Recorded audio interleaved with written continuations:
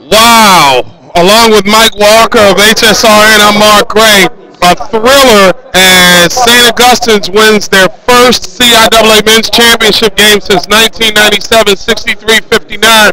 A case where experience was the difference. I mean, the youth looked like it was going to serve, but in the end, it was all about the vets. Yeah, the youth carried East City for about 38 minutes. They needed an additional 2 more minutes of experience. Could have walked away with a championship, but they needed some key leadership that just wasn't available. And when you talk about leadership, you got to give credit where credit is due.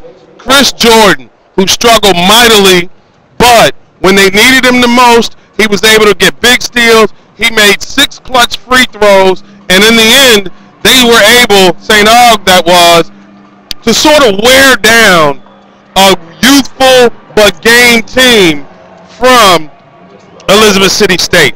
East City had an excellent game plan. They decided we're going to take out their biggest player, which was Chris Jordan, and they held him in check for the entire game. However, Chris is the type of guy that he won't be held. If he can't get his points at the arc in the paint, he'll get it at the stripe. And he had a lot of pressure.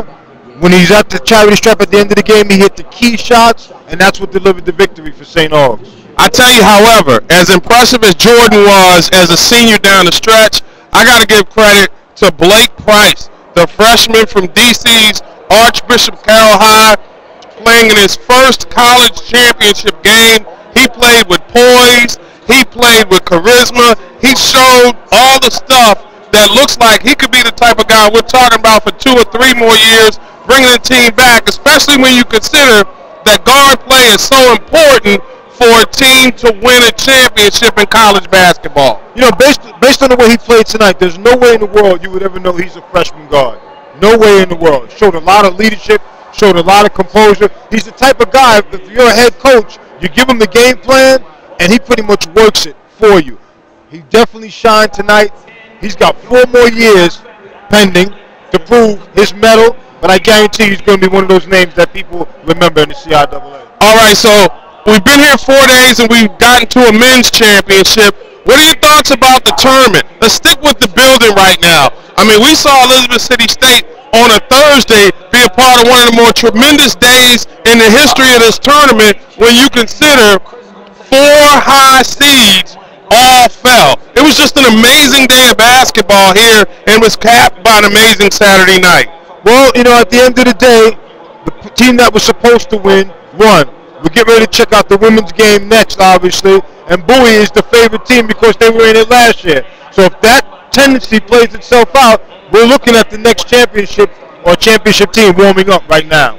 And of course, we will have that call of the women's contest coming up around the top of the hour from here in Charlotte as the Bowie State Lady Bulldogs take on the Lady Broncos of Fayetteville State. But quite frankly, Mike, they got a long way to go to match the thrills that we saw in a wonderful men's championship game. There was not really a loser tonight on the men's side. There was one team that got outscored.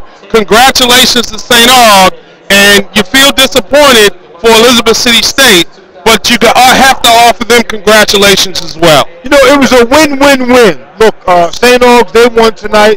The fans, they won because they got to see a really good basketball. And East City won because they were born as a team tonight in this game.